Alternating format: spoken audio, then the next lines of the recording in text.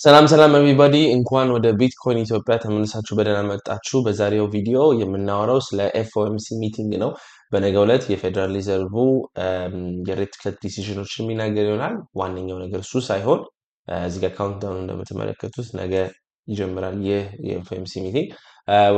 ዋነኛው ነገር ግን ያው እንደምታውቁት ቢትኮይን አንድ ትሬንድ አለው። እሱም ትሬንድ ኤፍኦኤምሲ ሚቲንጎች በተፈጠሩ ጊዜ ሁል ጊዜ ዳምፕ ያደርጋል እና አሁን ምን ያክል ጃምፕ የሚያደርገውን ነው የሚለውን ነው የምናየው አብረን።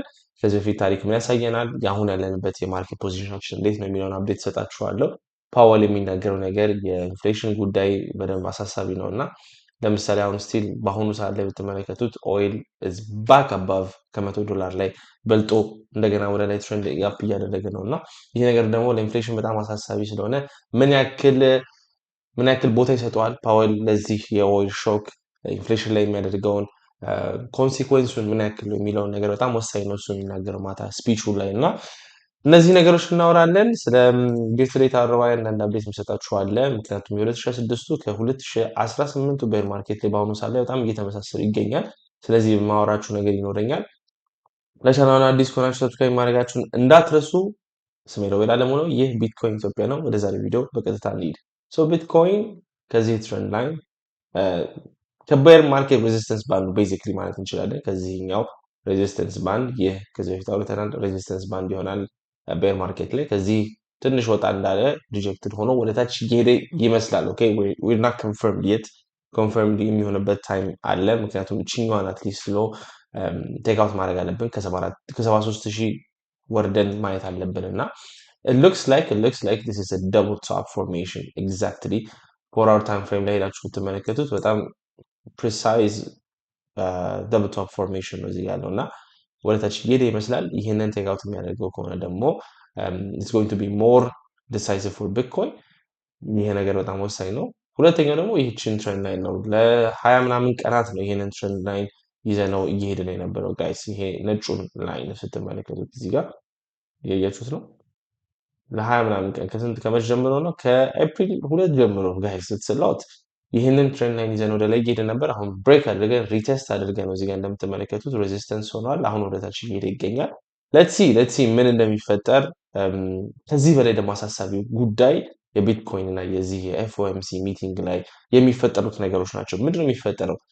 ከ2025 ጀምሮ ያሉትን ኤፍኦኤምሲ ሚቲንጎች በኋላ ቢትኮይን እዚህ ጋር ለምሳሌ ጃንዋሪ ላይ 27% ዲክላይን አግኝቷል። 14% ከነዚህ ውስጥ በጠቅላላ በሁለት ዓመት ውስጥ ማለት ትችላላችሁ ቢትኮይን the only time it pumped was in May of last year። ለምን ፓምፕ አደረገ? ያው ሌላ ቴክኒካል አናሊሲሶችን ማድረግ እንችላለን። ነገር ግን ኤፍኦኤምሲ ሚቲንጎች ሌትሊ ቢትኮይን ወደታች ነው ፑሽ የሚያደርጉት። እዚህ ጋር መመልከት ትችላላችሁ። የኦክቶበሩ በኋላ በጣም ነው ቢትኮይን ድሮፕ ያደረገው 30%። ኢቨን ኢን ጃንዋሪ መጨረሻ ላይ የነበረው ላይ ራሱ 32% ነው ድሮፕ ያደረገው ቢትኮይን ከዛ በኋላ እና ኢፍ ቢትኮይን ከዚህ አሁን ካለበት 30 ምናምን ፐርሰንት ድሮፕ የሚያደርግ ከሆነ 32% ወደ ዳት ፑት 32 ወደ 50 ሺዎቹ አካባቢ የምንገባበት ፖሲቢሊቲ ይሰጠናል እና ያው ሲዝናሊቲው አሁን የቢትኮይን ዊክነስ እየደረሰ እየመጣ ነውና ይህ ነገር ወደዛ ሰጀስት ያደርጋል። ወደ ቻርታችን ስንመለስና አናሊሲሳችንን ስንቀጥል ዋነኛው ይህንን የቢትኮይንን ፓምፕ ፌድ አድርጉት ይሄን ያህል አላማረኝም ብዙ ጊዜ ነገራችሁ ነበር እና ያልኩበትም ዋነኛው ምክንያት ቮሊዩም አንደኛው ነበር። ቮሊዩም ተመልከቱ እዚህ ጋር ቢትኮይን የሆነ ጠንካራ ቢሆን ኖሮ ይህ ሁሉ አፕወርድ ፑሽ ላይ ፕራይስ ወደ ላይ እየሄደ ነው አይደል? ቮሊዩም ግን it's getting lower and lower ሎ እያደረገ ቮሊዩም ፕራይስ አክሽን ግን ወደ ላይ እየሄደ ነበርና ይህ it's a bearish divergence guys። ዋነኛው ምክንያት የነበረ ሁለተኛው ምክንያታችን ደግሞ የነበረው RSI ነበር። RSI እዚህ ጋር ብንጨምረው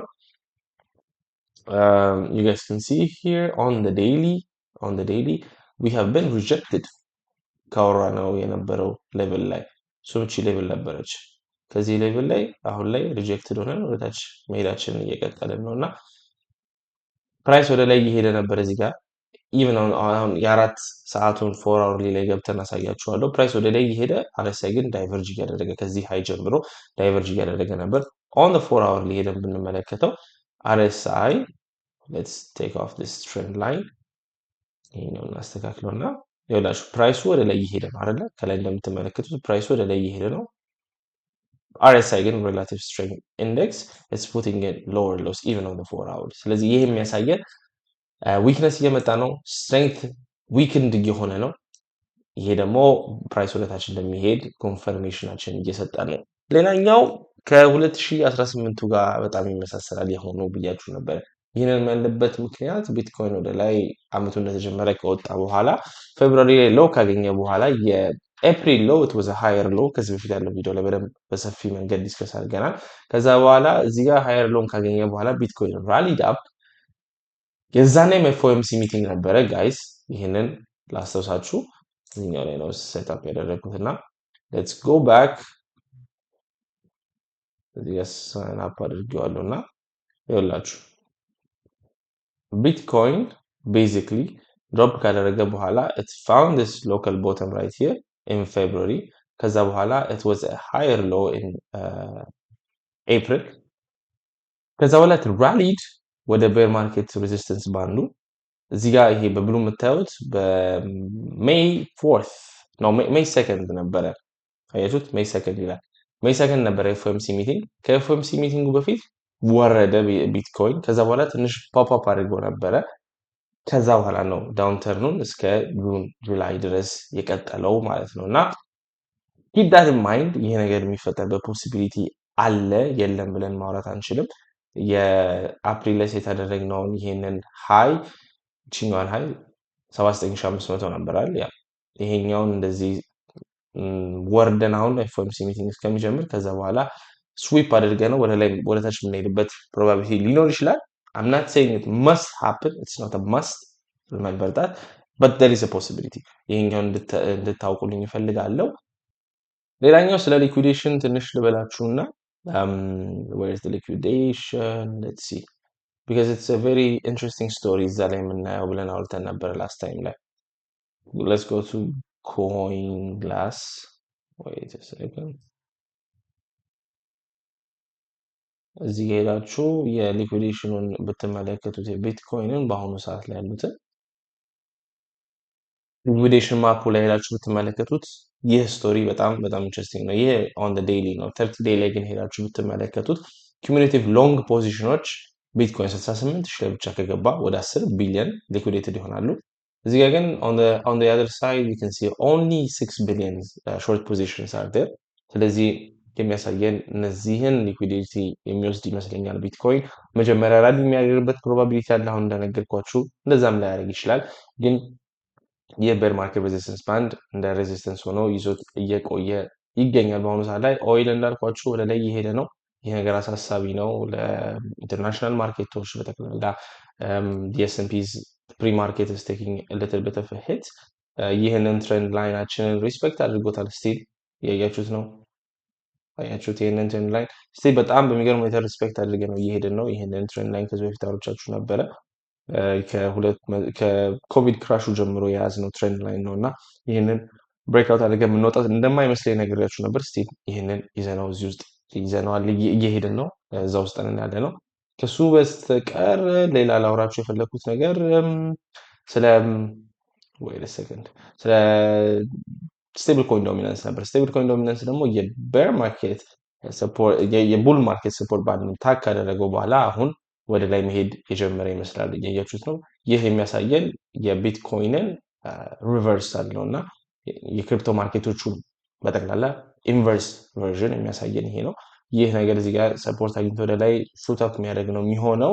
ያም ኮንሳይድ የሚያደርገው በቢትኮይን ካፒቹሌሽን ነው እና everybody was bullish a few weeks ago, last week, even now a lot of people are bullish and again still bearish ነኝ።